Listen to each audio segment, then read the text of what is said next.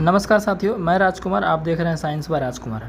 आज के इस वीडियो में हम बात करेंगे कि ग्रुप डी का एग्ज़ाम डेट का क्या रहने वाला है, आपके पास कितना टाइम बचा है, क्या जो आपका पेपर है वो सेक्शन वाइज होगा, अगर सेक्शन वाइज होगा तो क्या फ़ायदा है, और एग्ज़ाम पैटर्न देखने को क्या मिलेगा, जो भी लेटेस्ट एग्जाम में क्या वही रहेगा या कुछ चेंज देखने को मिलेगा, और सिलेक्शन का मास्टर प्लान क्या रहेगा। इन सारी बातों पर हम बात करने वाले हैं। उससे पहले मैं आपके लिए थोड़ा सा ज़रूरी बात कर लेता हूँ। बहुत सारे स्टूडेंट पूछते रहते हैं मैथ हमारा ठीक नहीं हो रहा है, पूरा सिलेबस कंप्लीट भी कर रहे हैं फिर भी हमें दिक्कत हो रहा है, कैलकुलेटिव बहुत ज़्यादा रहता है, नहीं बन पाता है। तो उनके लिए मैं एक बात बता देता हूँ आपको कि अगर आप मैथ कंप्लीट सच में कर लिए नहीं बनता है तो ये किरण पब्लिकेशन की बुक है, बहुत बेहतरीन बुक है।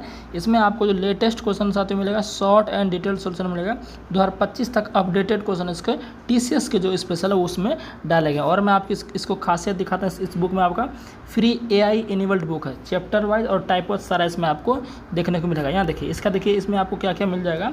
सक्सेसिव मेथड मिलेगा, सक्सेसिव मेथड कैसे लगाते हैं ताकि जल्दी कर पाएँ।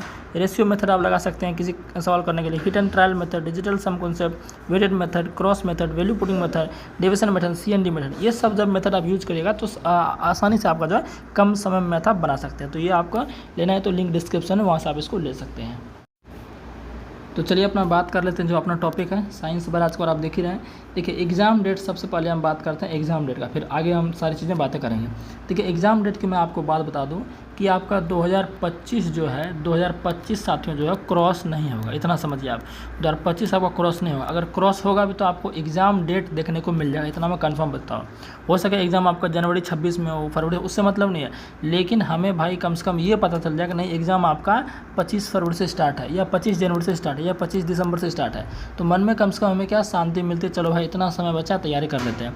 तो इतना समझो कि आपका जो है एग्ज़ाम डेट आपका 2025 क्रॉस नहीं करेगा, ठीक है ना। तो ये आपका समझ गए ना। अब बात करते हैं कि पेपर सेक्शन वाइज होगा, इससे हमें फ़ायदा क्या है। देखिए सेक्शन वाइज का मतलब क्या है, थोड़ा मैं आपको बताता हूँ, ध्यान से सुनना, बहुत काम की बातें मैं बताने जा रहा हूँ। ठीक है, अभी NTPC में क्या है, NTPC आपका अंडर ग्रेजुएट जो हुआ उसमें सेक्शन वाइज पेपर हुआ, जिससे बहुत बेनिफिट मिला। कैसे बेनिफिट मिला मैं आपको बताता हूँ। ग्रुप डी की बात करें, इसमें आपका 25 नंबर का ये आपका मैथ रहता है और आपका 30 नंबर का रीजनिंग रहता है। और मैं अगर बात करूँ आपका ये आपका क्या बोलते हैं 25 नंबर का आपका क्या रहता है, साइंस रहता है। अगर इसको काउंट करेंगे तो टोटल 80 होता है, लेकिन ये सेक्शन वाइज नहीं देता है, एकदम एक ही में ही मिला के देता है। मैथ में घुसा दिया, मतलब मैथ आ गया, उसके बाद रीजनिंग आ गया, फिर उसके बाद साइंस आ गया, इस तरह से आता है। लेकिन क्वेश्चन की संख्या जितना है उतना रहता है। तो इससे क्या होता है, जब हम पूरा क्वेश्चन अटैम्प्ट कर लेते हैं, कुछ समय बचता है हमारे एग्जाम में, आप सोचते हैं कि जो क्वेश्चन छोड़े हैं उसको जाके बनाते हैं, तो वो आपको ढूंढने में समय लगता है, जिससे कि टाइम बहुत ज़्यादा बर्बाद होता है। समझ गए ना। एग्जाम में टाइम उतना होता नहीं है, बहुत सबका माइंड हड़बड़ी रहता है।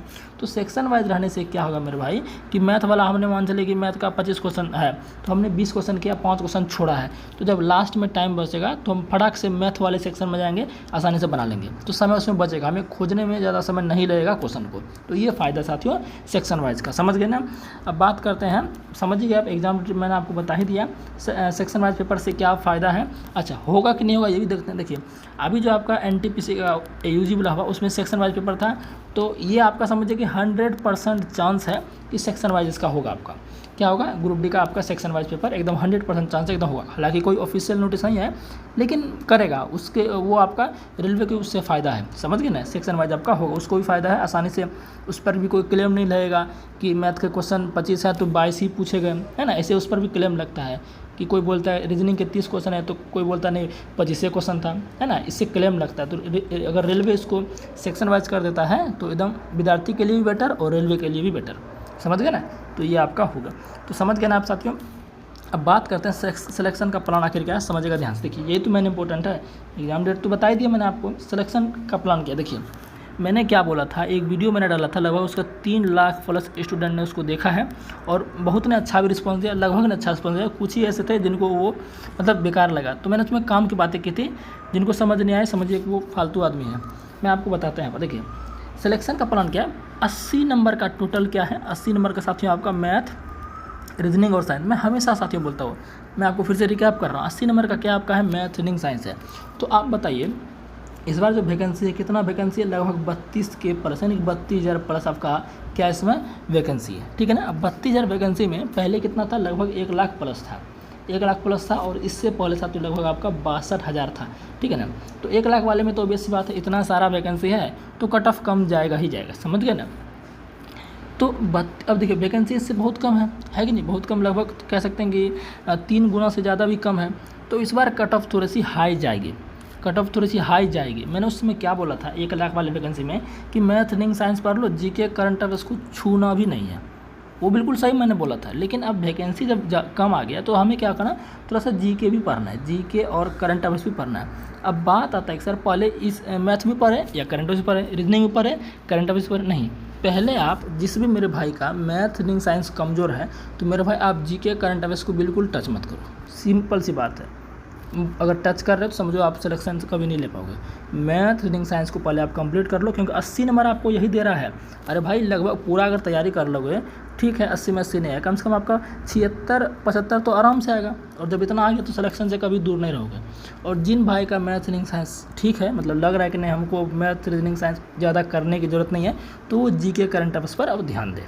समझ गए मेरी बात को, ये आपका सिलेक्शन पढ़ना है। अब ये तरीका हो गया है ना, तरीका हो गया तैयारी करने का। अब मैं क्या करूँगा आपके लिए वो देखता हूँ। देखिए आपको पता है कि मैं साइंस पढ़ाता हूँ, बहुत चीज़ें मैंने साइंस के लिए कराई है, बायोलॉजी पूरा कराया है, केमिस्ट्री पूरा कराया है। उससे बेटर हमको लगता है कि जितना भी टीचर पढ़ा रहे हैं, एनसीईआरटी पैटर्न जल्दी कोई नहीं बताता, तो मैं आपको एनसीईआरटी पैटर्न बताया हूँ, वो एक बार जब पढ़ लोगे तो आपको मज़ा आ जाएगा, चीज़ों में क्लैरिटी आएगी, सब्जेक्ट में क्लैरिटी आएगी, और क्लैरिटी आना ही सबसे बड़ी बात है। जीके करंट अफेयर्स की बात करो तो ये जीके का मैं आपको साथियों जो है नोट्स प्रोवाइड कर दूंगा, और थोड़ा सा जीके में करवा भी दूंगा। इंपॉर्टेंट जो टॉपिक्स है, हिस्ट्री में क्या इंपॉर्टेंट टॉपिक्स हैं, इकोनॉमिक्स, पॉलिटी और ज्योग्राफी में क्या क्या इंपॉर्टेंट टॉपिक्स हैं, और बच गया आपका करंट अफेयर्स, उसको मैं आपको करवा दूंगा, इसके लिए चिंता आप ना करें।